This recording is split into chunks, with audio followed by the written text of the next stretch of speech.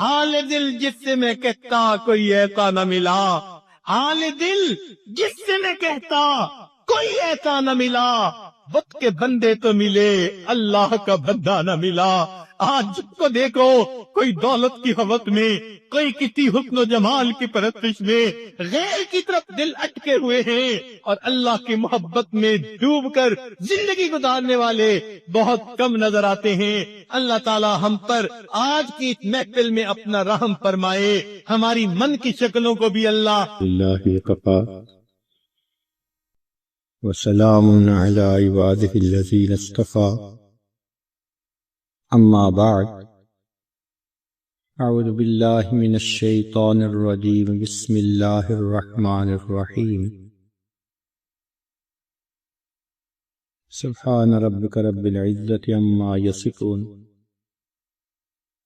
وسلام علی المرسلین والحمد للہ رب العالمین۔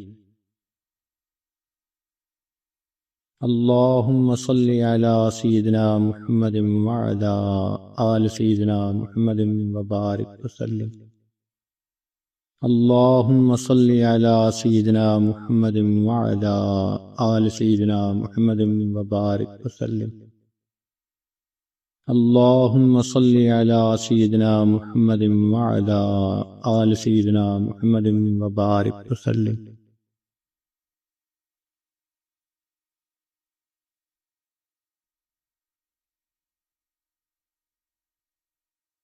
سے نکل کر بڑی مسجدوں میں، جامع مسجد میں آتے ہیں اور جمعہ کی نماز ادا کرتے ہیں، اور یہود انہوں نے چھٹی کے دن کو اپنے لیے عبادت کا دن بنایا، چنانچہ یوم السبت، ہفتے کا دن۔ اب یہاں پر ایک مزاج کو سمجھنے کی ضرورت ہے کہ قوم نصارہ میں جب کسی کام کو شروع کیا جائے تو اس وقت خوشی منانے کا دستور ہے۔ کائنات بننی شروع اتوار کے دن ہوئی، اتوار کا دن ان کے لیے عید کا دن، اس لیے آپ دیکھیں گے کہ ان کے ہاں برتھ ڈے منانے کا رواج بہت عام ہے، چونکہ زندگی کی ابتدا ہو رہی ہوتی ہے، جبکہ امت مسلمہ کا مزاج اور ہے۔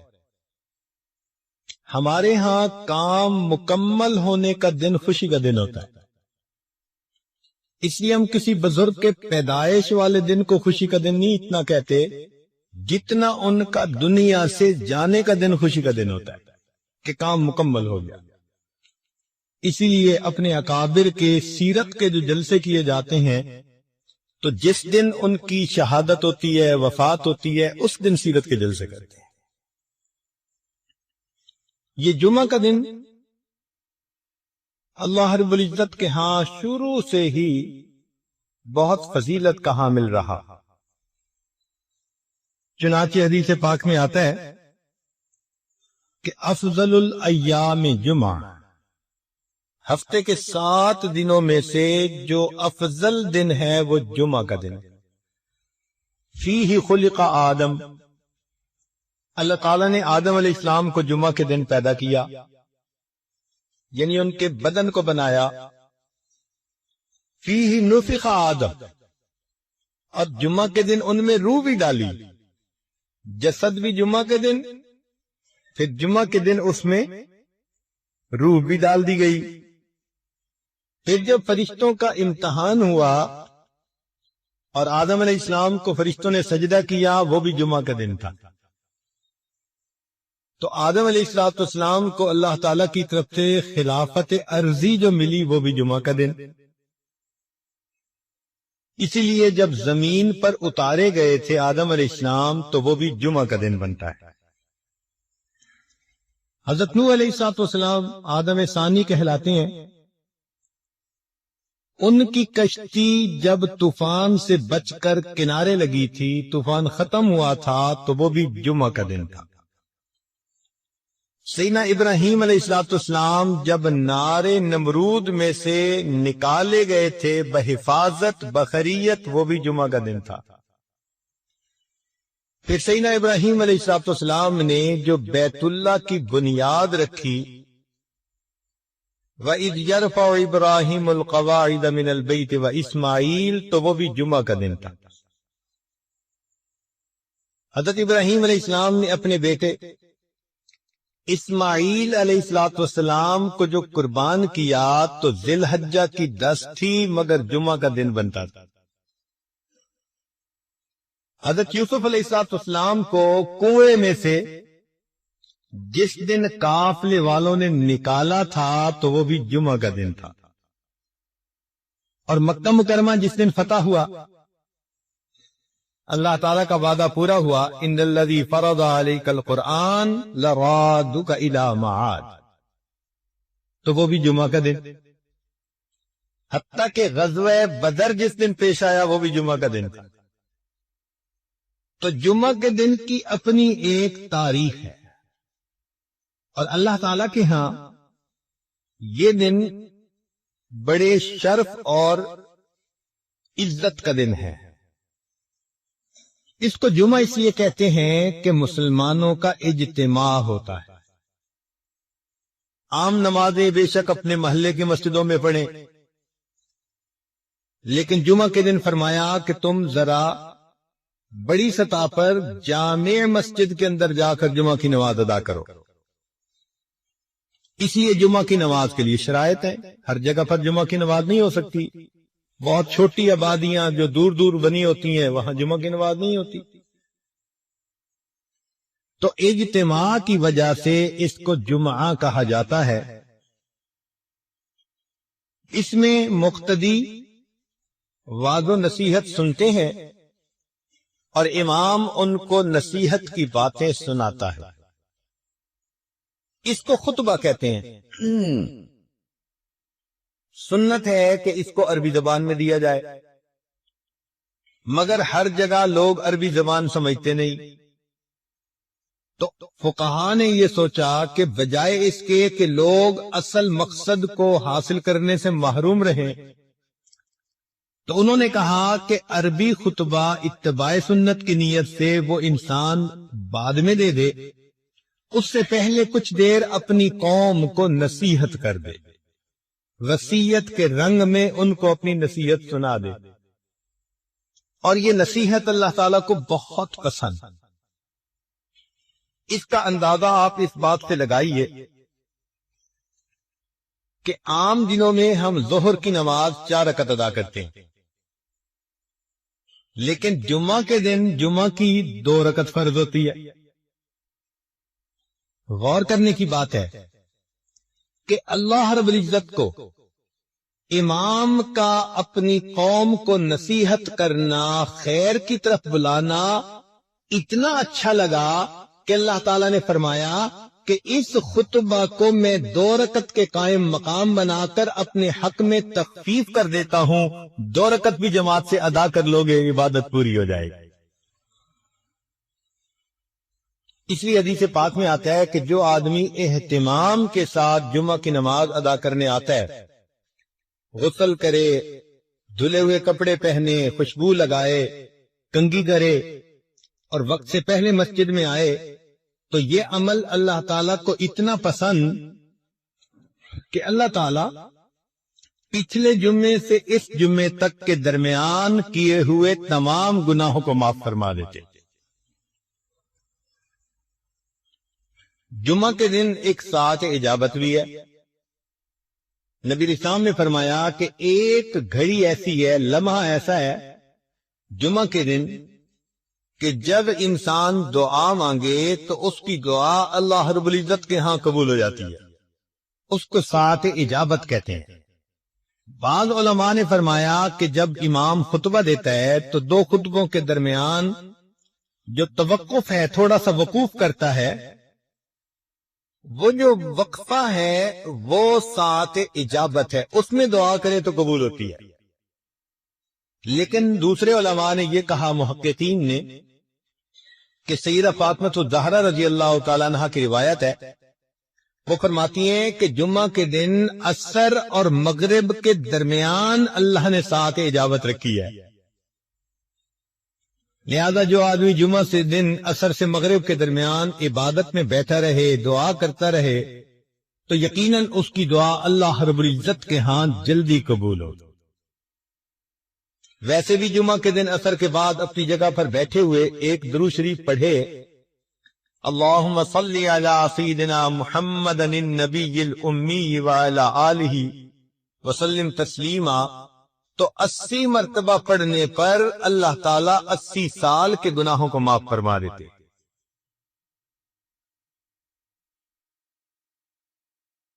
یہ جو اجتماع ہے اس کی اللہ کے ہاں بڑی اہمیت ہے۔ اس کی دلیل ساری دنیا میں اربوں مسلمان ہیں، لیکن اپنی اپنی جگہ سب دعا مانگتے ہیں، ان کی دعا پر قبولیت کا وعدہ نہیں ہے اللہ کی طرف سے۔ لیکن اگر اس میں سے چند لاکھ میدان عرفات میں حج کے موقع پر اکٹھے ہو جاتے ہیں تو اب ان کا اکٹھے ہو کر دعا مانگنا اللہ کو اتنا پسند آیا، فرمایا کہ میدان عرفات میں جو بھی دعا مانگتے ہیں اللہ تعالیٰ سب دعائیں قبول فرما لیتے۔ تو یہ مل کر مانگنا بھی اللہ کے ہاں ایک مقام رکھتا ہے۔ ایک بزرگ سے مجمع میں دعا مانگتے، کہتے دعا قبول ہو گئی۔ کسی نے کہا کہ حضرت آپ کو کیسے پتا؟ فرمایا بھئی اتنے لوگ اگر کسی دنیا دار کے دروازے پہ پہنچ جائیں اور اس سے ایک درہم ایک چونی مانگے تو وہ اتنے ہزاروں لوگوں کو چونی دے کے بھیجے گا یا خالی؟ اس نے کہا جی اتنے لوگوں کو تو خالی نہیں بھیجے گا، لحاظ کرے گا۔ فرمایا اس سخی کے لیے چونی دینا مشکل کام ہے، اللہ رب العزت کے لیے اپنے بندوں کو معاف کر دینا یہ آسان کام ہے۔ اب دیکھیے کہ اس جمعے میں خطیب نچوڑ کیا نکالتا ہے اپنے خطبے کا۔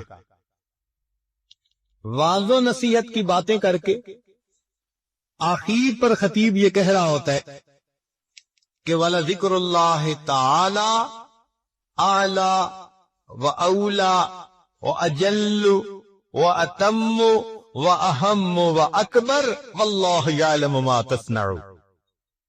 یہ تو پوری کی پوری نصیحت کا نچوڑ ہوتا ہے۔ اس سے اللہ تعالیٰ کی یاد کی اہمیت کا اندازہ لگا لیجئے۔ اسی لیے جو لوگ جمعہ کا اہتمام نہیں کرتے، اپنے گھروں میں بیٹھے رہتے ہیں، جب دوسری اذان ہوگی تو آئیں گے، کبھی آتے ہیں کبھی نہیں آتے، تو وہ بہت بڑی فضیلت سے محروم ہو جاتے ہیں۔ حدیث پاک میں آتا ہے کہ نبی علیہ الصلوۃ والسلام نے ارشاد فرمایا لوگ جمعہ کی نماز چھوڑنے سے باز رہیں، ورنہ اللہ تعالی او لیختتمن اللہ علی قلوبہم ثم لیکونن من الغافلین، اگر وہ جمعہ کی نماز چھوڑیں گے اللہ تعالیٰ ان کے دلوں پر مہر لگا دیں گے۔ تو دلوں پہ مہر جباریت لگا دی جاتی ہے جو انسان جمعہ کی نماز میں غفلت کرتا ہے۔ اور ویسے بھی سوچئے، قوم یہود نے یوم الست کی ناقدری کی تھی، یوم السبت کی ناقدری کی تھی۔ ان کو کہا گیا تھا کہ اس دن تم نے مچھلیاں نہیں پکڑنی، مگر انہوں نے ہیلے بہانے سے اپنی مرضی پوری کر لی۔ تو یوم السبت کی ناقدری کرنے پر قوم یہود کی شکلیں ظاہر طور پر اللہ نے مسخ کر دی تھیں۔ علماء نے لکھا جو امت مسلمہ کا بندہ جمعہ کے دن کی ناقدری کرے گا اللہ تعالیٰ اس کے من کی باطنی شکل کو مسخ فرما دے گا۔ اس لیے آپ دیکھیں کہ جو بندہ جمعے کا اہتمام نہیں کرتا نا وہ کسی کام کا نہیں رہتا، دل مسخ ہو جاتا ہے، دل کی شکل اندر کی بدل دی جاتی ہے۔ باقی اللہ رب العزت نے فضیلت دی جمعہ کے دن کو، تو یہ دستور ہے کہ محبوب کی جہاں نظر پڑتی ہے اسی کو شرف مل جاتا ہے۔ تو اللہ تعالیٰ نے انبیاء میں سے کچھ انبیاء کو شرف بخشا، ان کو کتابیں عطا فرمائی، چنانچہ تورات، انجیل، زبور اور قرآن مجید۔ پھر اگر نبی علیہ الصلوۃ والسلام کے صحابہ میں دیکھیں تو 4 خلفاء کو اللہ تعالیٰ نے فضیلت عطا فرمائی، جن کو ہم خلفائے راشدین کہتے ہیں۔ پھر ذرا آگے چلے تو اللہ رب العزت نے ائمہ میں سے 4 ائمہ کو ایک شان عطا فرمائی، امام اعظم ابو حنیفہ رحمۃ اللہ علیہ، امام مالک، امام شافعی اور امام احمد بن حنبل رحمۃ اللہ علیہ۔ پھر اور غور کیجئے کہ 4 مہینوں کو اللہ تعالی نے محترم مہینے بنایا، رجب، شعبان، رمضان اور محرم۔ پھر اللہ تعالیٰ نے 4 راتوں کو فضیلت عطا فرمائی، شب قدر، 15 شعبان کی رات، اور شب عید اور شب جمعہ۔ اللہ رب العزت نے فضیلت عطا فرمائی، 4 دنوں کو بھی فضیلت عطا فرمائی گئی، چنانچہ یوم عرفہ جس دن حج ہوتا ہے، یوم الفطر عید فطر کا دن، یوم الاضحیٰ عید الضحیٰ کا دن، اور یوم الجمعہ جمعہ کا دن۔ اللہ رب العزت نے ان دنوں کو بھی فضیلت عطا فرمائی، لہذا ہمیں جمعہ کے دن کا اہتمام اپنے اندر پیدا کرنے کی ضرورت ہے۔ اور یہ جو ہماری ایک عادت بنتی جا رہی ہے کہ جی دوسری اذان ہوگی اور پہلی رکعت کھڑے ہوتے ہوتے ہم جمعہ میں چلے جائیں گے، تو اس سے انسان بہت ساری فضیلتوں سے محروم رہ جاتا ہے۔ حق یہ بنتا ہے کہ وقت سے پہلے آئیں اور مسجد میں بیٹھ کر اللہ کی عبادت کریں، امام کی نصیحت کو سنیں، تاکہ پچھلے ہفتے سے اس ہفتے تک کے تمام گناہ اللہ تعالیٰ معاف فرما دے۔ یہاں پر ایک نقطے کی بات ذرا سمجھنے والی ہے، توجہ فرمائیے گا۔ اس دنیا میں جو چیزیں ہیں یہ جنت کی نعمتوں کا عکس ہے۔ جو چیزیں بھی اس دنیا میں ہیں وہ جنت کی نعمتوں کا عکس ہیں، اس لیے جو دنیا کے پھل ہیں یہ آخرت کے جنت کے پھلوں کے مشابہ ہے۔ وَأُتُوا بِهِ مُتَشَابِهًا، اللہ تعالیٰ فرماتے ہیں کہ جنت میں پھل ملیں گے جو مشابہ ہوں گے، تو وہاں کے انار یہاں کے انار کی شکل والے ہوں گے، لیکن ان کی کوالٹی، ان کی رنگت، ان کا ذائقہ وہ بہت بہتر ہوگا۔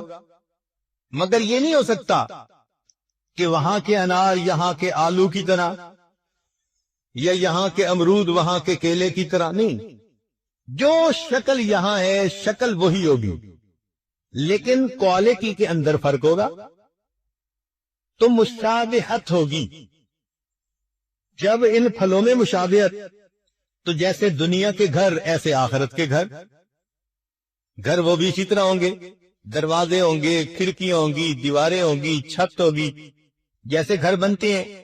مگر یہاں کے گھر اینٹ گارے سے بنے، وہاں کے گھر سونے چاندی کی اینٹوں سے بنیں گے، مشک کا اس میں سیمنٹ استعمال کیا جائے گا۔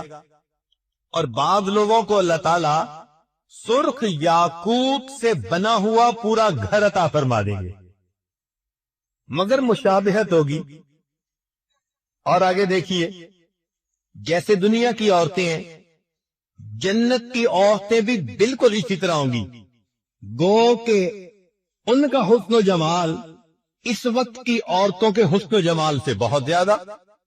حدیث پاک میں فرمایا گیا کہ اگر جنت کی حور اپنا پلو آسمان دنیا سے نیچے کر دے تو سورج کی روشنی ماند پڑ جائے، اگر کھاری پانی میں تھوک ڈال دے تو کھاری پانی میٹھا ہو جائے، مردے سے ہم کلامی کر لے تو مردہ بھی زندہ ہو جائے۔ اس کے دل میں محبت کے جذبات پیدا ہوتے ہوئے انسان اپنی آنکھوں سے خود دیکھے گا، تو معلوم ہوا کہ شکل تو ایک جیسی ہوگی، مشابہت ہوگی، مگر کوالٹی کچھ اور ہوگی۔ یہ مشابہت دسترخوان میں بھی، چنانچہ دنیا میں ہم دسترخوان لگاتے ہیں تو آخرت کے دسترخوان کی ترتیب بالکل یہی، اللہ تعالیٰ فرماتی ہیں وَكَأْسٍ مِّن مَّعِينٍ، ہمارے ہاں بھی یہی ہوتا ہے، دسترخوان بچھاؤ، پہلے برتن لا کے رکھو اور پانی مشروب لا کے وہ رکھ دیا کرتے ہیں۔ پھر فرمایا لا يصدعون عنها ولا ينزفون وفاكهة مما يتخيرون، اور پھر ڈرائی فروٹ لا کے رکھ دیا جاتا ہے تاکہ مہمان اگر کچھ لینا چاہیں تو اس میں سے لے لیں۔ جب ڈرائی فروٹ بھی رکھ دیا گیا، پھر کھانے آتے ہیں جو اصل ڈشز ہوتی ہیں، تو فرمایا وَلَحْمِ طَيْرٍ مِّمَّا يَشْتَهُونَ، پھر بھنے ہوا گوشت آئے گا جس کے کھانے کی لوگ اشتہا رکھتے ہیں۔ تو ترتیب جو دنیا میں وہی ترتیب آخرت کی۔ تو جب یہ بات سمجھ آ گئی کہ دنیا کی نعمتیں آخرت کی نعمتوں کا عکس ہیں، جو یہاں معاملہ ہوگا ویسا ہی معاملہ آخرت میں، مگر وہاں کی کوالٹی، وہاں کی لذتیں وہ ایسی ہوں گی کہ دنیا کو اس کے ساتھ کوئی نسبت ہی نہیں ہے، مگر عکس ضرور ہے۔ تو جب یہ بات سمجھ میں آ گئی کہ دنیا کی نعمتیں آخرت کی نعمتوں کا عکس ہیں، اب حقیقت کی بات سمجھیے کہ جمعہ کو فضیلت اس لیے ملی کہ یہ آخرت کی ایک نعمت کا عکس ہے۔ وہ کون سی نعمت؟ حدیث پاک میں آتا ہے کہ جنتی جب جنت میں جائیں گے تو جنتی مخلوق کے حسن کو دیکھیں گے، اتنا متعجب ہوں گے، حیران ہوں گے، 70 سال تک ٹک ٹکی باندھ کے دیکھتے رہ جائیں گے اور ان کو وقت گزرنے کا احساس نہیں ہوگا۔ جیسے کوئی خوبصورت چیز دیکھو تو انسان دیکھتا رہتا ہے متحیر ہو کر، تو جنتی مخلوق کا حسن اتنا ہوگا کہ یہ حیران ہو کر 70 سال دیکھتے رہ جائیں گے، وقت گزرنے کا پتہ نہیں چلے گا۔ پھر جنتی وہاں زندگی گزاریں گے۔ حدیث پاک میں آتا ہے کہ جب جنتی اپنی زندگی انجوائے کرنے لگ جائیں گے، اللہ تعالیٰ جنتیوں سے خطاب فرمائیں گے فَاسْأَلُونِي مَا شِئْتُمْ، میرے بندو مانگو مجھ سے تم کیا مانگتے ہو۔ تو جنتی کہیں گے اللہ سب نعمتیں مل گئیں، مزے میں ہے، کوئی غم نہیں، کوئی فکر نہیں، اپنی من مرضی کی زندگی گزار رہے ہیں، ہر نعمت ہمارے پاس موجود ہے، اب ہم آپ سے کیا مانگیں؟ اللہ تعالیٰ فرمائیں گے تم اپنے علماء کی طرف رجوع کرو، وہ تمہیں گائیڈ کریں گے کہ تمہیں کیا چاہیے۔ چنانچہ جنت میں بھی ہمیں اپنے علماء کی ضرورت رہے گی، دنیا میں تو رہتی ہے، جنت میں بھی رہے گی۔ جنتی اپنے اپنے علاقے کے علماء جو جمعہ پڑھاتے تھے ان کی طرف رجوع کریں گے، پوچھیں گے جی اللہ تعالیٰ نے فرمایا کہ پوچھو علماء سے تو بتائیں اور کیا مانگیں، ہمیں تو کچھ سمجھ نہیں آ رہا ہم کیا مانگیں۔ علماء کہیں گے کہ اگرچہ بہت نعمتیں مل گئیں، ایک نعمت ابھی باقی ہے۔ کون سی نعمت؟ کہ اللہ تعالیٰ نے فرمایا تھا وَلَدَيْنَا مَزِيدٌ، ہم جنت میں تجھے آپ کو ایک مزید نعمت عطا فرمائیں گے، یعنی اللہ تعالیٰ جنت میں جنتیوں کو اپنا دیدار عطا فرمائیں گے، اور ابھی تک ہمیں اللہ تعالیٰ کا دیدار نہیں ہوا، یہ نعمت ابھی باقی ہے۔ تو بس یہ سنتے ہی جنتی وجد میں آئیں گے، عشق و مستی میں، اور اللہ تعالیٰ سے جنتی فریاد کرنے لگ جائیں گے اللہ مکان ہو اور مکی کی ملاقات نہ ہو تو مزہ کیا، جنت میں تو آپ نے پہنچا دیا، اگر آپ سے ملاقات آپ کا دیدار نہ ہو تو جنت کا مزہ کیا۔ پھر جنتی کہیں گے اللہ ہم دنیا میں آپ کو بن دیکھ کے سجدے کیا کرتے تھے، تہجد میں جاگا کرتے تھے، رمضان کے روزے رکھا کرتے تھے، مولا تیرے حکموں کی پابندیاں کیا کرتے تھے، اس امید پر کہ آخرت میں آپ سے ملاقات ہوگی۔ اور آپ نے فرمایا بھی تھا کہ واللہ یدعو الی دار السلام، اللہ تعالیٰ دار السلام میں تمہیں بلاتا ہے، مولا اب تو ہم جنت میں پہنچ گئے، اب ہمیں اپنا دیدار عطا فرما دیجئے۔ چونکہ جب عاشق صادق کو پتہ چلتا ہے نا کہ محبوب سے ملاقات کا امکان ہے تو اس کا عشق اس کو بےقرار کر دیتا ہے. تو جنتی اس وقت اپنے اندر عشق کا ایسا جذبہ محسوس کریں گے کہ کہیں گے اللہ ہمیں جلدی اپنا دیدار عطا فرما دیجیے. اب تو آپ کا گھر بھی ہے، موقع بھی ہے، دستور بھی ہے. محبوب کے گھر پہنچ جائیں تو محبوب ملاقات کا شرف عطا کرتا ہے. لہذا اے میرے مولا ہمیں اپنا دیدار عطا کیجیے. علماء نے لکھا کہ اللہ تعالیٰ اپنا دیدار کروائیں گے، فرمائیں گے جنتیوں اس کے لیے تیاری کرو. جیسے دنیا میں شادی ہوتی ہے تو اس سے پہلے لوگ تیاری کرتے ہیں، کپڑے سلواتے ہیں، پھر اپنے بال بنواتے ہیں، پھر نہا دھو کے کپڑے پہن کے خوشبو لگا کے تقریب میں شرکت کے لیے جاتے ہیں. بالکل اسی طرح جنتی بھی تیاری کریں گے. ان کے لیے ایک بازار ہوگا جو حسن و جمال کا بازار ہوگا. جنتی وہاں جائیں گے تو جیسے چاہیں گے ان کو اللہ تعالیٰ ان کے من پسند کا حسن و جمال عطا کر دے گا. آج دنیا میں جس کا چہرہ گول وہ لمبا نہیں ہو سکتا، جس کا لمبا وہ گول نہیں ہو سکتا. آنکھیں چھوٹی تو موٹی نہیں ہو سکتی، موٹی ہے تو بادامی نہیں بن سکتی. تو لمیٹیشن ہے. مگر جنت کا معاملہ اور اس بازار میں جنتی جائیں گے جیسے چاہیں گے. میرے بال ایسے ہو، میری آنکھیں ایسی ہو، میرے ہونٹ ایسے ہو، میرے رخسار ایسے ہو، ان کے اوپر رخسار کی جو چمک ہے وہ ایسی ہو، خوبصورتی ایسی ہو، دانت ایسے ہو. یہ سوچتے چلے جائیں گے اللہ تعالیٰ ان کو من پسند کا حسن عطا کرتے چلے جائیں گے. آپ سوچئے ذرا وہ کیا جگہ ہوگی جہاں مومن کو اس کے من پسند کا حسن ملے گا. اللہ اکبر کبیرہ. آج عورتیں اپنا میک اپ کرتی ہیں کہ ہم خوبصورت نظر آئیں، لیکن جو اللہ نے ان کے نقش نین بنا دیے اس کو بدل تو سکتی نہیں. لیکن وہاں تو معاملہ ہی کچھ اور ہے. جو سوچیں گے اللہ تعالی من پسند کا حسن و جمال عطا فرما دیں گے. پھر جنتی ایک جگہ پہنچیں گے، دریا کے کنارے کی جگہ ہوگی، اور وہاں پر جنتی کرسیوں کے اوپر بٹھا دیے جائیں گے. نور کی بنی ہوئی کرسیاں ہوں گی، ممبر ہوں گے. پہلے انبیاء کی صفیں، پھر ان کے صحابہ کی، پھر صدیقین، شہداء، صالحین، سب صفیں ہوں گی. تو جنتی وہاں پر بٹھا دیے جائیں گے. حدیث پاک میں آتا ہے کہ اللہ تعالیٰ ان کی دعوت فرمائیں گے. جیسے آپ کسی کے ہاں جاتے ہیں، وہ کہتے ہیں جی پہلے ہم کھانا کھا لیتے ہیں پھر ذرا مل کے باتیں کریں گے. چنانچہ اللہ تعالیٰ دعوت کریں گے، مگر ایک ایک جنتی کے سامنے 70,000 پلیٹوں کے اندر کھانے رکھے جائیں گے. یہ اب کریم کی مہربانی ہے. نزلا من غفور الرحیم. کیا وہ دسترخوان ہوگا، کیا جنتی کی شان ہوگی. تو لوگ کھانا کھائیں گے بھوک کی وجہ سے نہیں، لذت لینے کی خاطر کھائیں گے. پیٹ نہیں بھرے گا. یہاں تو ایک ڈش کھا لو تو دوسری ڈش کی جگہ نہیں ہوتی، دوسری کھا لو تو تیسری چکھنا بھی مشکل ہوتی ہے. وہاں تو لذت کی وجہ سے کھائیں گے، پتہ نہیں کیا کیا مزے پائیں گے. چنانچہ جب کھا لیں گے پی لیں گے، مجلس شروع ہوگی. حضرت داؤد علیہ السلام اپنی زبان میں اللہ کا کلام سنائیں گے. اب ذرا غور کیجیے، آج ہم ایک اچھے قاری سے اللہ کا قرآن سنتے ہیں تو طبیعت پہ کیا وجد کی سی کیفیت آ جاتی ہے.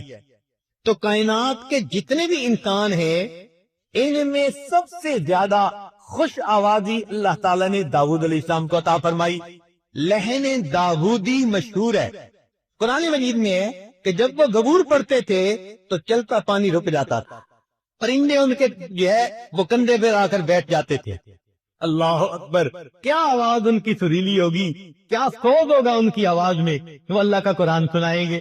بعض روایتوں میں آیا نبی علیہ السلام بھی اللہ کا قرآن سنائیں گے. مگر یہ بات پکی کہ پھر ایک وقت آئے گا کہ جب اللہ تعالیٰ خود قرآن کی تلاوت فرمائیں گے، سورہ یاسین کی تلاوت فرمائیں گے. اب وہ کیا عجیب منظر ہوگا بھائی کہ جب اللہ رب العزت تلاوت فرمائیں گے اور اس کے بندے سن رہے ہوں گے. اس لذت کو الفاظ میں بیان ہی نہیں کیا جا سکتا. جب یہ سب باتیں ہو جائیں گی تو پھر اللہ تعالیٰ جنتیوں کو اپنا دیدار عطا فرمائیں گے. وہ دیدار کیسے ہوگا؟ بے جہت ہوگا، بے کیف ہوگا، بے شبہ ہوگا، بے مثال ہوگا. ہم نہ سمت کا تعین کر سکتے ہیں، نہ کیفیت کا، نہ کسی چیز سے تشبیہ دے سکتے ہیں، نہ مثال دے سکتے ہیں. بس اتنا ہے کہ جیسے سب لوگ آسمان پہ چاند کو دیکھ لیتے ہیں، کوئی دقت نہیں ہوتی، سب لوگ اپنی اپنی جگہ پر اللہ کا دیدار کر لیں گے. اب وہ دیدار کی کیفیت ہماری سوچ سے بالاتر ہے، مگر دیدار نصیب ہوگا. جب دیدار نصیب ہوگا تو جیسے دنیا میں آندھی آتی ہے تو مٹی ہر طرف اڑتی ہے، تو جب اللہ تعالیٰ کا دیدار ہوگا تو ایک نور کی آندھی آئے گی اور ہر جگہ نور ہی نور ہوگا.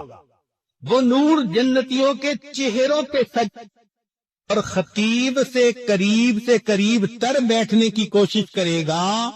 اس کی عادت کے مطابق اللہ جنت میں بھی اپنے قرب کا دیدار عطا فرمائیں گے، اگلی صفوں میں جگہ عطا فرمائیں گے. میرا یہ بندہ پوری زندگی جمعے کا اہتمام کرتا رہا، یہ خطیب کے قریب ہو کے بیٹھتا تھا. کیونکہ دنیا کی یہ نعمت عکس ہے جنت کی نعمت کا، لہذا فرمائیں گے کہ دنیا میں یہ خطیب سے قریب ہو کے بیٹھتا تھا، وقت سے پہلے آتا تھا، لہذا یوم مزید جب اللہ رب العزت کا دیدار ہوگا تو اس بندے کو بھی اگلی صفوں میں اللہ تعالی جگہ عطا فرما دے.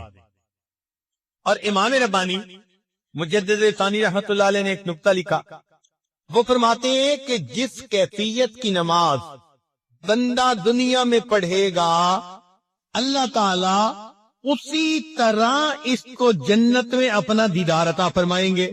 وہ کیسے؟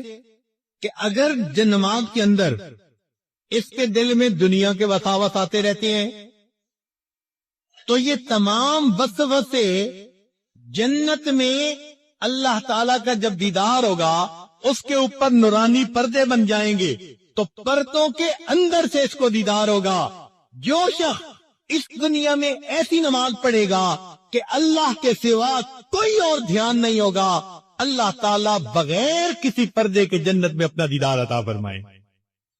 تو ہمیں اس بات کی تمنا کرنی چاہیے کہ ہم بھی اگلی صفوں میں آ کر بیٹھا کریں، امام خطیب کے خطبے کو توجہ سے سنا کریں، اور اس خطبے کو سنتے ہوئے مراقبہ کرنے سے پرہیز کیا کریں. اس لیے کہ نماز میں نگاہیں رکھنے کی بھی جگہ متعین کر دی گئی. قیام میں ہو تو سجدے کی جگہ، رکوع میں ہو تو دونوں انگوٹھوں کے درمیان، سجدے میں جاؤ تو جیسے ناک کے اوپر، اتحیات میں بیٹھو تو دامن کے اوپر. جیسے نماز میں نگاہ کی جمع کو مخصوص کر دیا، اسی طرح خطبے کے دوران مومن کو کہا گیا تم خطیب کی طرف متوجہ رہو، یہ سوچتے رہو اللہ آج تیرا پیغام پہنچانے والے کے چہرے کو دیکھ رہے ہیں، اس نعمت کے بدلے تو جنت میں ہمیں اپنے چہرے کا دیدار عطا فرما دیں. تو یاد کا یہ جمعہ اس دن کا عکس ہے یوم مزید کا، لہذا اہتمام کے ساتھ جمعہ کے دن مسجد میں آیا کیجیے اور امام کی بات کو سنا کیجیے. ہم نے علماء ماوراء النہر کا اس معاملے میں ایک عجیب عمل دیکھا. شاید قزاقستان کی بات ہے، ایک مسجد میں جمعہ کا نماز پڑھانی تھی، تو ہم فجر کے بعد سفر کر کے وہاں پہنچے اور جاتے ہی سو گئے. خیال تھا کہ 2-4 گھنٹے آرام کریں اور اس کے بعد اٹھ کے 1 گھنٹہ پہلے جمعہ کی تیاری کر لیں گے. ہمارے ہاں دستور ایسا ہی ہے کہ اگر 1 بجے جمعہ ہونا ہے تو سمجھتے ہیں کہ 1 گھنٹہ پہلے وضو کریں گے اور تیاری کریں گے، اور اذان دوسری جو ہے اس سے 5 منٹ بھی پہلے پہنچ جائیں گے تو ہم وقت سے پہلے پہنچ گئے. ہمارے ہاں کی کچھ عادت ایسی بنی ہوئی ہے. چنانچہ مجھے 10 بجے دن میں اٹھنا ہوا تو خیال تھا کہ بھئی نہا لیں، غسل کر لیں. جب باہر نکلے تو دیکھا کہ مسجد لوگوں سے بھری ہوئی ہے. اندازاً ایک مسجد میں اس وقت کوئی 500 بندے موجود تھے. اتنے لوگوں کو دیکھ کر مجھے خیال ہوا شاید کسی کی وفات ہوئی یا کوئی دعا کا مسئلہ ہے کہ اتنے لوگ آج پہلے سے موجود، اور جمعے کا وقت تو 1 بجے تھا. تو میں نے وہاں کے جو مفتی صاحب تھے ان سے پوچھا خیریت تو ہے، اتنے لوگ کیسے؟ کہنے لگے جی جمعہ کے لیے آئے. میں نے پوچھا کہ ٹائم کیا ہوا؟ کہنے لگے 10 بجے. جمعہ کتنے بجے ہوگا؟ کہنے لگے 1 بجے. تو مجھے ذرا حیرت ہوئی. تو حیرت میں دیکھ کر انہوں نے کہا کہ ہمارے ہاں علماء نے عوام کو یہ بات اچھی طرح ذہن نشین کروائی ہے کہ جمعہ کی یہ مجلس یوم مزید کی اس مجلس کا عکس ہے. لہذا تم جیسے چاہتے ہو کہ مجھے قیامت کے دن اللہ کے قرب کا مقام ملے اور اللہ کا دیدار نصیب ہو، تو تم اللہ کا دیدار کرنے کی نیت سے جمعہ کے دن تیاری کر کے اسی جذبے سے آیا کرو. اللہ میں اپنے گھر میں تیار ہوا اور میں نکل رہا ہوں اپنے گھر سے، وقت سے پہلے جا رہا ہوں کہ تیری جو ہے جگہ پر جو ہے میں جاؤں گا مسجد میں اور آپ کے عاشقوں میں مل کر بیٹھوں گا. لہذا جس جذبے کے ساتھ آج مومن گھر سے تیار ہو کے آتا ہے، مسجد میں وقت سے پہلے بیٹھ جاتا ہے، بالکل یہ عکس ہے. اللہ تعالیٰ اسی حساب سے جنت میں اس کو بھی اپنا دیدار عطا فرمائیں گے. لہذا لوگ 10 بجے مسجد میں آ جاتے ہیں، تلاوت کرتے ہیں، صلاۃ التسبیح پڑھتے ہیں، سورہ کہف پڑھتے ہیں، استغفار اور ذکر کرتے ہیں کلمے کا، اور اپنی قضا نمازیں پڑھتے ہیں، اور 2-3 گھنٹے کی عبادت کے بعد پھر خطیب کا خطبہ سن کے جمعہ کی نماز پڑھ کے جاتے ہیں. پتہ چلتا ہے واقعی انہوں نے جمعہ کے دن کو عید کا دن سمجھا. اللہ تعالیٰ بھی ہمیں جمعے کا ایسا اہتمام کرنے کی توفیق عطا فرمائے. تو اللہ رب العزت ہمیں بھی جمعہ کے دن کا اہتمام کرنے کی توفیق عطا فرمائے کہ ہم بھی وقت سے پہلے تیار ہو کے اور نہا دھو کے اچھے کپڑے پہن کے مسجد میں آیا کریں اور یہاں آ کر عبادت کیا کریں. دیکھیے جمعہ کے دن ہم آرام کے ساتھ نمازیں اپنی قضا پڑھ سکتے ہیں. جمعہ کے دن ہم کلمہ شریف کا ورد کر سکتے ہیں، استغفار پڑھ سکتے ہیں، اللہ کی یاد میں بیٹھ کے لمبی دعائیں مانگ سکتے ہیں. آگے پیچھے تو مصروفیت کی وجہ سے وقت نہیں ملتا، لیکن جن لوگوں کے پاس فرصت ہوتی ہے، خاص طور پر جو کاروباری لوگ ہیں، ان کو تو اللہ نے صاف فرما دیا اذا نودی للصلاۃ من یوم الجمعہ فاسعوا الی ذکر اللہ وذروا البیع. پتہ چلا کہ یہ نماز اتنی اللہ کے ہاں وقار والی، عزت والی ہے کہ حلال بزنس جو تھا فرمایا اذان کے بعد اب وہ بھی کرنا تمہارے لیے منع ہے، چھوڑ دو اس کو اور آ جاؤ میرے گھر کی طرف. ہم بھی اللہ تعالیٰ کی اس آواز پر لبیک کہتے ہوئے مسجدوں میں آیا کریں. جمعہ کی ان گھڑیوں سے ہم برکتیں حاصل کیا کریں.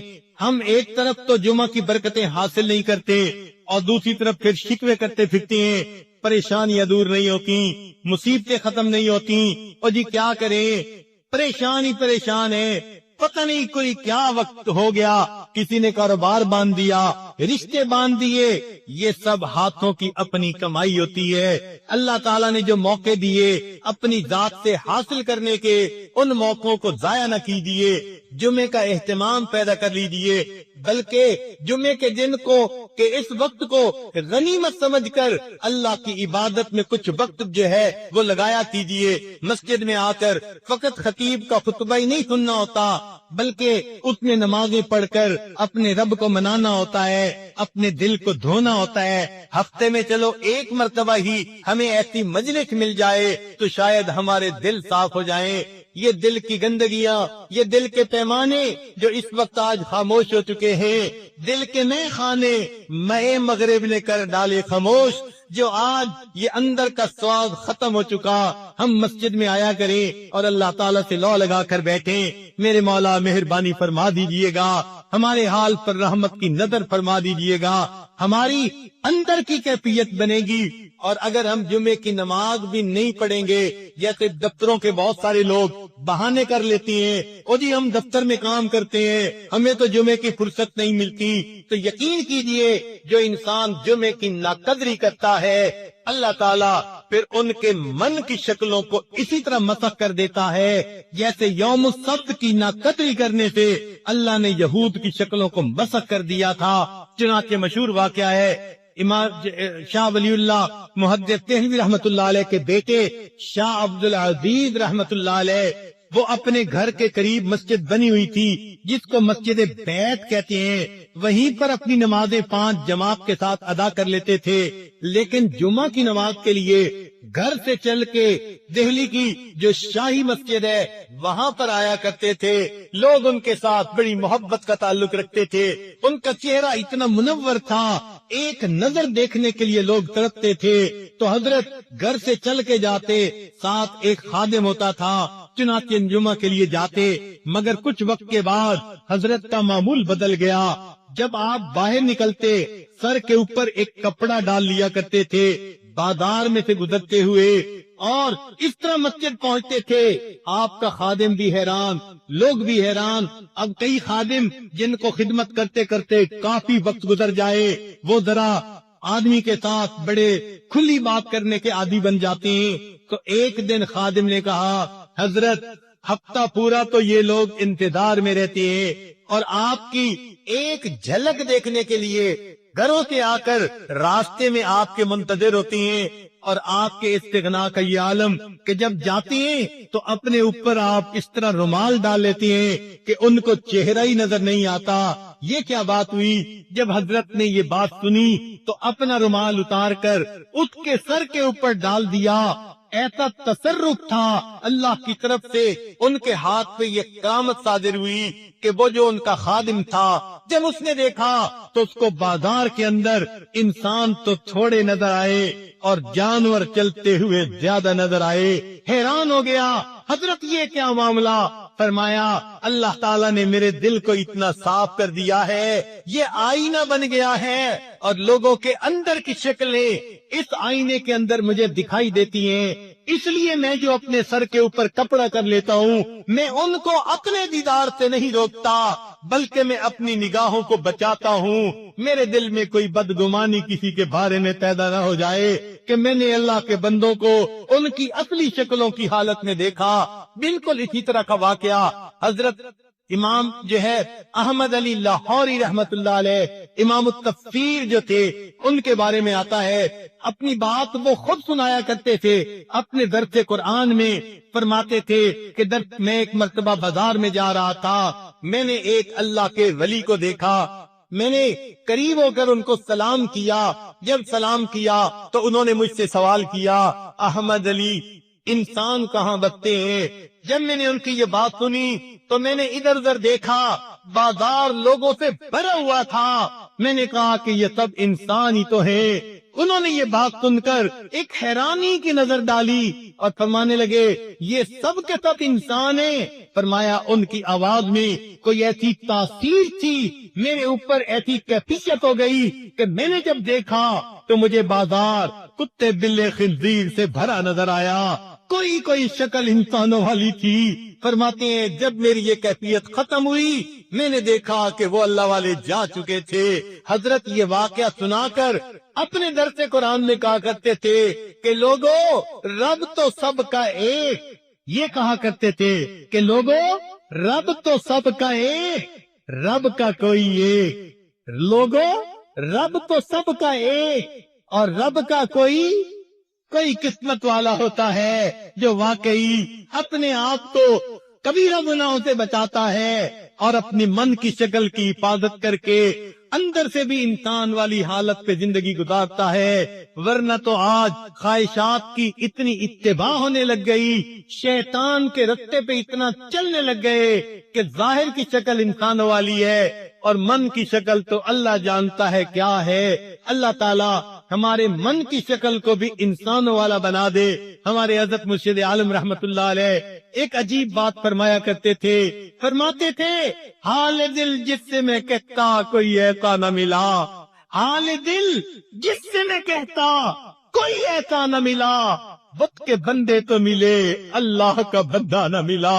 آج جس کو دیکھو کوئی دولت کی حوث میں، کوئی کسی حسن و جمال کی پرستش میں غیر کی طرف دل اٹکے ہوئے ہیں، اور اللہ کی محبت میں ڈوب کر زندگی گزارنے والے بہت کم نظر آتے ہیں۔ اللہ تعالی ہم پر آج کی اس محفل میں اپنا رحم فرمائے، ہماری من کی شکلوں کو بھی اللہ صحیح کر دے، اور ہمیں جمعہ کی اس نماز کا اہتمام کرنے کی توفیق عطا فرما دے، اور اس نعمت کے بدلے اللہ جنت میں ہمیں اپنے دیدار والی نعمت عظمی بھی عطا فرما دے۔ وآخر دعوانا ان الحمد للہ رب العالمین۔ دل میں توبہ کی نیت کر لیجئے اور یہ کلمات سچے دل کے ساتھ پڑھتے جائیے۔ اگر مستورات بیٹھی ہیں اور ان تک آواز جا رہی ہے تو وہ بھی ان کلمات کو پڑھ کے توبہ کے عمل میں شریک ہو جائیں۔ اگر نیٹ کے ذریعے یہ آواز دوسرے شہروں یا دوسرے ملکوں تک جا رہی ہے اور لوگ اس پروگرام کو لائیو دیکھ رہے ہیں تو جہاں بھی بیٹھے ہیں وہ بھی توبہ کی نیت سے یہ کلمات ساتھ ساتھ پڑھتے جائیں، انشاءاللہ وہ بھی اس عمل میں شریک ہوں گے۔ پڑھیے بسم اللہ الرحمن الرحیم، لا الہ الا اللہ محمد الرسول اللہ، آمنت باللہ وملائکتہ وکتبہ ورسلہ والیوم الآخر والقدر خیرہ وشرہ من اللہ تعالی والبعث بعد الموت، آمنت باللہ کما ہوا باسمائہ وصفاتہ وقبلت جمیع احکامہ اقرار باللسان وتصدیق بالقلب، اشہد ان لا الہ الا اللہ واشہد ان محمدا عبدہ ورسولہ، استغفر اللہ ربی من کل ذنب واتوب الیہ برحمتک یا ارحم الراحمین۔ ان کلمات کو پڑھنے سے ہم تو بتائے ہو چکے ہیں، چند معمولات ہیں، اگر ان کو باقاعدگی سے کریں گے تو اللہ تعالیٰ دل کو منور کرے گے۔ پہلا عمل 100 مرتبہ استغفار صبح شام پڑھنا، استغفر اللہ ربی من کل ذنب واتوب الیہ۔ دوسرا عمل 100 مرتبہ درود شریف صبح شام پڑھنا، اللہم صلی علی سیدنا محمد وعلی آل سیدنا محمد وبارک وسلم۔ تیسرا عمل قرآن مجید کی تلاوت روزانہ کرنا، ایک پارہ پڑھے تو بہت اچھا، مشکل ہو تو آدھا پارہ صحیح، اور مشکل ہو تو ایک پاؤ صحیح، اور مشکل ہو تو ایک رکوع صحیح، ایک صفحہ صحیح، مگر یہ کمٹمنٹ کرے کہ میں رات کو اس وقت تک نہیں سوؤں گا جب تک کہ اللہ کو قرآن کھول کر ایک صفحہ پڑھ نہیں ہوں۔ اگر کوئی بندہ کہے جی کہ مجھے تو قرآن پاک آتا ہی نہیں، پڑھا ہی نہیں، تو میں کیا کروں؟ علماء نے لکھا ہے کہ جس کو قرآن پاک پڑھنا نہیں آتا وہ بھی وضو کر کے قرآن مجید کھولے اور قرآن مجید کی آیات کے اوپر اپنی انگلی پھیرتا چلا جائے اور صرف اللہ اللہ اللہ اللہ زبان سے پڑھتا جائے، پورے صفحے پر انگلی پھیر لے گا، اللہ اس کے بدلے اس کو تلاوت کا اجر عطا فرما دے گی۔ مگر ہر دن میں تلاوت ہونی چاہیے۔ نبی اسلام نے فرمایا تبرک بالقرآن فإنہ کلام اللہ، اللہ کے قرآن سے برکت حاصل کرو، یہ اللہ کا کلام ہے۔ یہ اتنا بابرکت کلام اللہ ہمارے گھر میں موجود ہے اور ہم کئی دن قرآن پاک کو کھولتے ہی نہیں۔ کتنی عجیب بات ہے، بعض لوگ ایسے ہیں جو ڈیلی اخبار پڑھتے ہیں۔ بھئی ہم قرآن مجید کو اسوار کے مطابق تو درجہ دے ہی دے، اگر ہم قرآن مجید کھولتے ہی نہیں تو ہم نے تو گویا اخبار کا درجہ بھی نہ دیا قرآن مجید۔ چوتھا عمل، ہاتھ کام کاج میں مشغول اور دل اللہ تعالیٰ کی یاد میں مشغول، سارا دن اسی طرح گزارے، ہتھ کارول دل یارول، دست بکار دل بیار۔ اور پانچواں عمل مراقبہ، 10-15 منٹ صبح اور 10-15 منٹ شام کرنا۔ مراقبے کا طریقہ یہ ہے کہ جب آپ فارغ ہوں تو آنکھوں کو بند کر کے اللہ کی طرف متوجہ ہو کے بیٹھیں کہ اللہ کی رحمت آ رہی ہے، میرے دل میں سما رہی ہے، میرے دل کی ظلمت اور سیاہی دور ہو رہی ہے، اور میرا دل اللہ اللہ اللہ بول رہا ہے اور میں سن رہا ہوں۔ اس کو مراقبہ کہتے ہیں، اور یہ 10-15 منٹ کا مراقبہ بندے کے دل کو منور کر دیتا ہے، اللہ کی محبت سے بھر دیتا ہے۔ اس کو روز کا معمول بنا لیجئے، پھر اس کی برکتیں دیکھیے۔ ابھی ہم دعا سے پہلے چند منٹ مراقبہ کر لیتے ہیں۔ آپ حضرات آنکھوں کو بند کر لیجئے، سر کو جھکا لیجئے، دنیا اور جو کوئی دنیا میں ہے اس سے ہٹ کٹ کے اللہ کی یاد میں ڈوب جائیے۔ دل مغموم کو مسرور کر دے، دل بے نور کو پر نور کر دے، دل مغموم کو مسرور کر دے، دل بے نور کو پر نور کر دے، فروزاں دل میں شمع طور کر دے، یہ گوشہ نور سے معمور کر دے، میرا ظاہر سنور جائے الہی، میرے باطن کی ظلمت دور کر دے، میرا ظاہر سنور جائے الہی، میرے باطن کی ظلمت دور کر دے، مے وحدت پلا مخمور کر دے، محبت کے نشے میں چور کر دے، دل مغموم کو مسرور کر دے، دل بے نور کو پر نور کر دے۔ لا الہ الا اللہ محمد الرسول اللہم صلی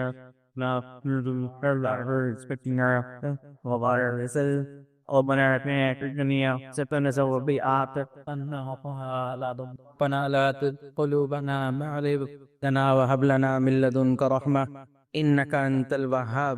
اے اللہ ہم سب عاجز مسکین بندے آپ کے دربار میں حاضر ہیں، اللہ ہماری حاضری کو قبول فرما، اے اللہ ہماری خطاؤں سے درگزر فرما، اللہ ہمارے عیبوں کی پردہ پوشی فرما، اللہ اپنے عشق کی آتش ہمارے سینوں میں پیدا فرما، ہمارے انگ انگ روئیں روئیں سے اپنے ذکر کو جاری فرما، ہڈی ہڈی بوٹی بوٹی میں اپنی یاد کو پیدا فرما، اللہ جو گناہ ہم نے دن میں کیے معاف فرما، جو راتوں میں کیے ہیں معاف فرما، اللہ جو گناہ محفلوں میں کیے ہیں معاف فرما، اللہ جو گناہ تنہائیوں میں کیے ہیں معاف فرما، اللہ جو گناہ ہمیں یاد ہیں وہ بھی معاف فرما، اللہ جو گناہ کر کے بھول چکے ہیں وہ بھی معاف فرما، اللہ آپ کے محبوب نے ہمیں آپ کا در دکھلایا اور یہ بھی بتلا دیا کہ اس در کے سوا کوئی دوسرا در نہیں، اللہ انبیاء کو بھی آپ نے دیا، اللہ ہم بھی آپ کے سامنے ہاتھ پھیلائے بیٹھے ہیں، اللہ اپنا فضل فرما دیجئے، اللہ رحمت فرما دیجئے، اللہ نیکوں کو تو اپنے نیک اعمال پر بھروسہ ہے، اللہ ہمیں تو آپ کی رحمت پر بھروسہ ہے،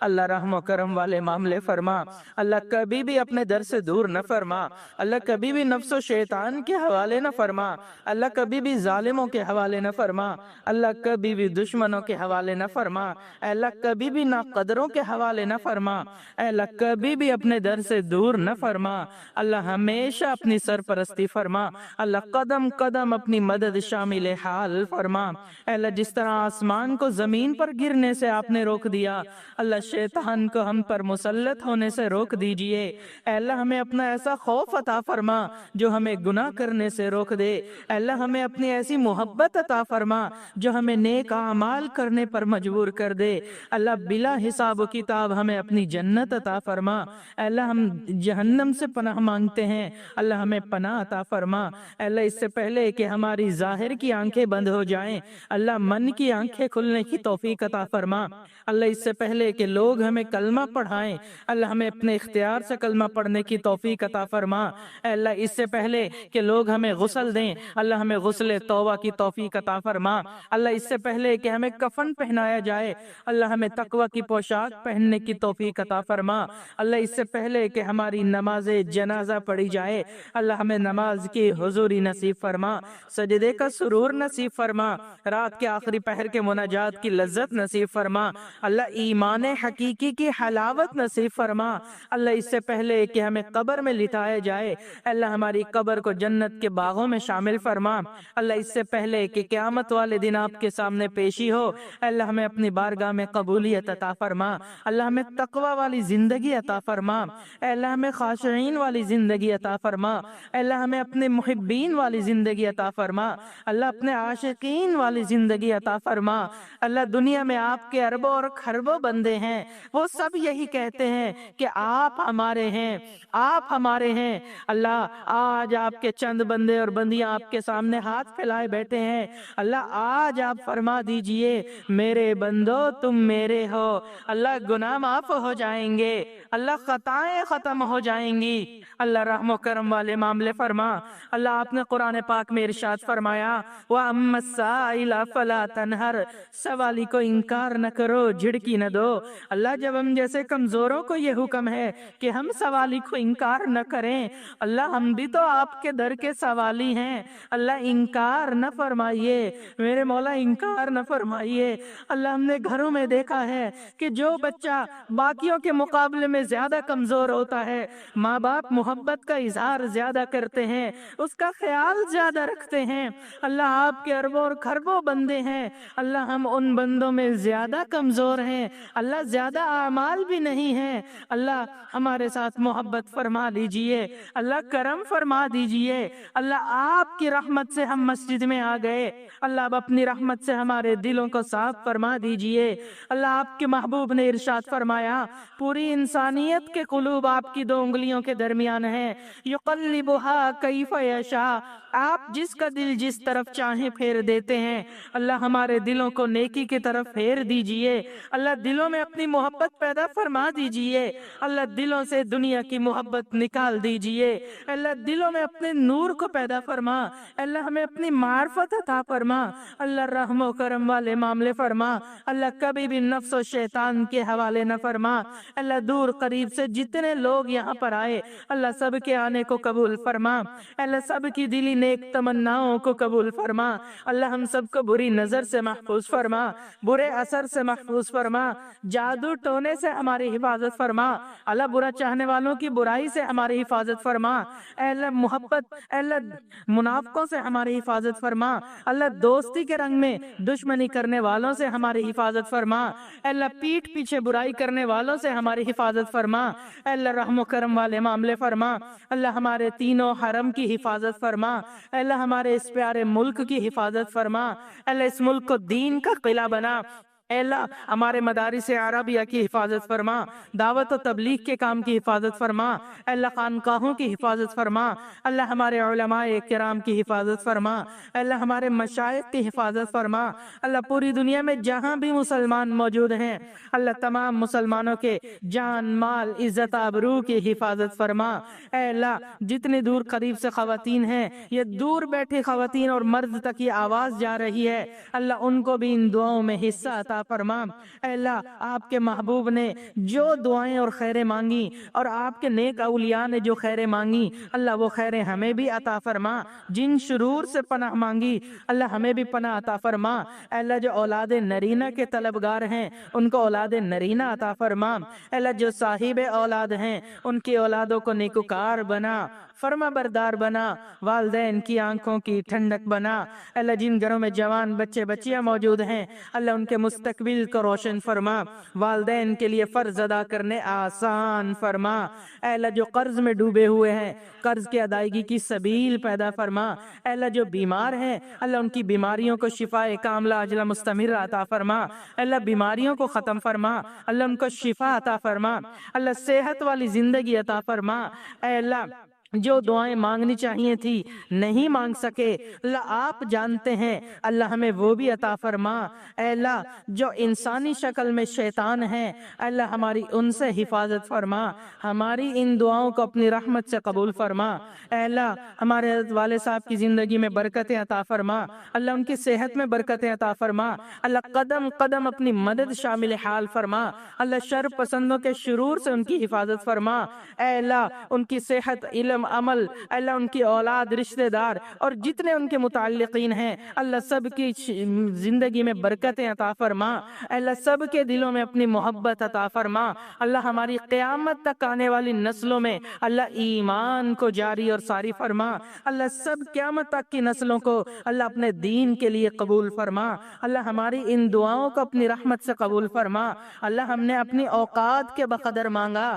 اللہ ہمیں اپنی شان کے مطابق عطا فرما، فرما، ہماری ان دعاؤں کو اپنی رحمت سے قبول فرما۔ ربنا تقبل منا انك انت السميع العليم وتب علينا انك انت التواب الرحيم، وصلی اللہ تعالی علی خیر خلقہ سیدنا محمد وعلى آلہ واصحابہ اجمعین برحمتہ۔